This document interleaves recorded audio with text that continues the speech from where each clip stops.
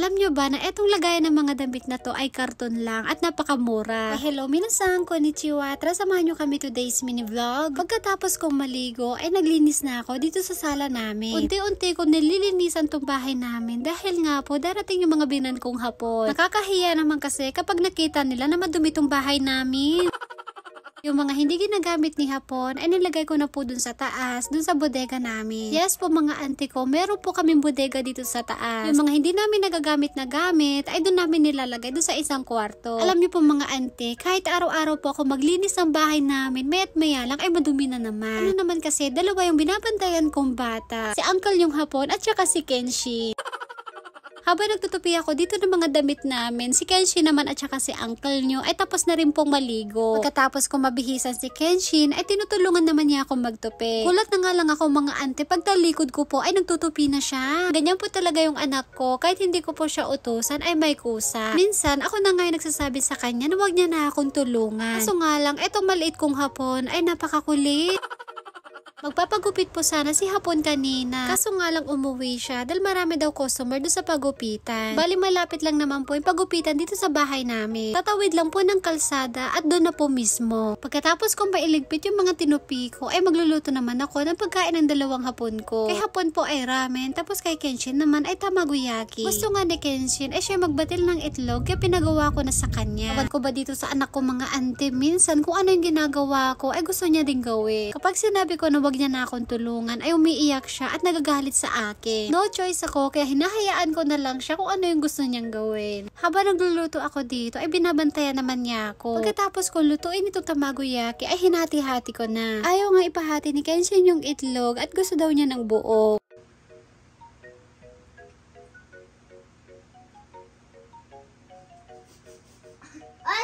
Oishi! Pagkatapos namin magluto ni Kenshin ay pinakain ko na nga siya. Itlog at kanin nga sa kanya, tapos kay hapon naman ay ramen. Tinawag ko na nga rin po si hapon para makakain na rin siya. Kanina nga pala pagka-uwi niya ay nakatulog siya. Ang sabi nga niya sa akin ay malambot daw yung ramen ko. Sobrahan ko ata ante sa pagkaluto. Pero okay naman daw at kinain pa rin naman niya. Dahil busog pa naman ako, kaya etong flam muna yung kinain ko. Habang kumakain yung dalawang hapon ko ay binabantayan ko naman sila. Si Kenshin nga pala ay wala pong pasok sa school dahil bakasyon niya na. Isang buwan na wala siyang pasok. Kaya sa mga nagtatanong po, kung pumapasok po si Kenshin, yes po mga auntie, pumapasok po siya. Pwede niyo pong panoorin yung mga dati naming mini vlog. Makikita niyo po doon na hinahatid ko siya sa school niya. Habang nagsasampay nga ako dito sa labas kanina, ay nakita ko po itong kalabasa na nahulog na. Sobrang bigat, kaya nahulog po mga auntie. Sayang nga po, dahil hindi pa pwede itong kalabasa. Pero okay lang naman, kahit na hindi pa to pwede, ay uulamin pa rin namin. Sayang naman kasi itong kalabasa kung itatapon lang. Sinabi ko nga kay hapon na nahulog tong kalabasa. Sabi nga ni uncle nyo, para hindi masayang ay ulamin na lang namin. Sa susunod po na taon, kapag nagtanim ulit ako ng kalabasa, ay papagapangin ko na po yun sa baba.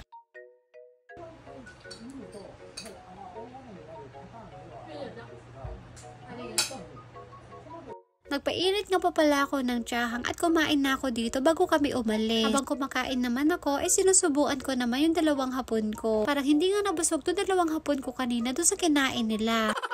Lasing ko naman po ng hapon, nag-iha po tong si hapon na mag-grocery. Bago kami mag-grocery, ay dadaan muna po kami dito sa 7-Eleven. Dito ko po kasi itatapon yung lumang vacuum namin. Sasabay ko na nga rin pong itapon yung can at saka yung karton. Dito nga po pala, ay pwede po magtapon dito ng mga lumang gamit. Tapos, pwede rin po yung mga lata, dyaryo at saka yung karton. Pagkatapos po namin magtapon sa 7-Eleven, ay dumiretso na po kami dun sa pupuntahan namin. Tinanong ko nga po si hapon kung saan kami pupunta. Ang sabi niya po ay sa Don Quixote nga daw. Saktong-sakto nga po dahil bagong sahod po si hapon kaya manlilibre daw siya. Pagkatapos nga po ng ilang minutong biyahe ay nakarating na po kami dito sa Toyoshina Don Quixote. Sayang nga lang dahil yung Don Quixote po dito sa amin wala po mga binibentang Philippine food. Dahil bago pa po ito kaya siguro wala pa silang ganong mga paninda. And fast forward po mga auntie, pagkatapos po namin mamili ay nagbayad na po kami sa counter. Pagkatapos po namin magbayad sa counter ay umalis na rin po kami. Bago nga kami umalis ay sinabi ko po kay uncle nyo na meron ako nakitang karton na lagayan ng damit. Pinabalik nga niya ako sa loob para bilhin yung karton. Napakamura lang naman po kasi mga ante, tigahakyan lang po. Nagbabalak pa naman ako bumili ng sarili kong lagayan ng mga damit, kaso nga lang napakamahal. Para makatipid ay eto na lang po yung binili ko. Ang isang piraso ay nagkakahalaga na 100 yen. Kung sa peso po ay nasa 38 pesos. Bago ko to bilhin ay tinignan ko muna itong karton. Okay naman po at maluwang po yung loob niya. Pagkatapos kong mamili ay nagpunta na ako dito sa counter para magbayad. 4 na piraso nga po pala itong binili ko. Sa part 2 po nito ay papakita ko po sa inyo yung pag-assemble nito. So yun lang po at dito na po natapos ang aming mini vlog. Maraming salamat po. Thank you for watching. Sayonara and bye bye. 何見てんの